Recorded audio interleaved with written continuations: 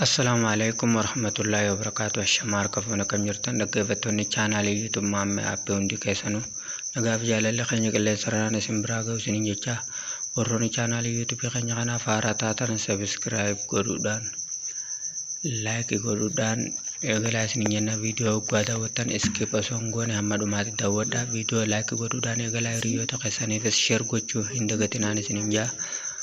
Akkasuma amma karaa barnoota keenya daa'e akkaataa akkaantii TikTok irratti viidiyoo maxxansinu waliin ilaalla. Aappii TikTok keenya keessa ni galla. Egaa aappii TikTok keenya keessa gallee booda mallattoo ida'uu kana ni xuqna.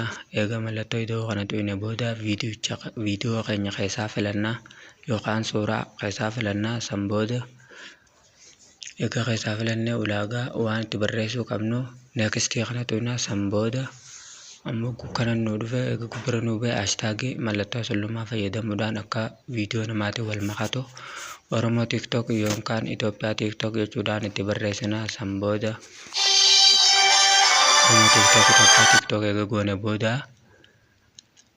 gama gadii kana gaddeebinee poostii hayyuu kana xuqnaa jechuudha. Poostii kana egaa xuqne booda viidiyoon keenya kallattumaan gadhiifame nama mara bira gahaa jechuudha.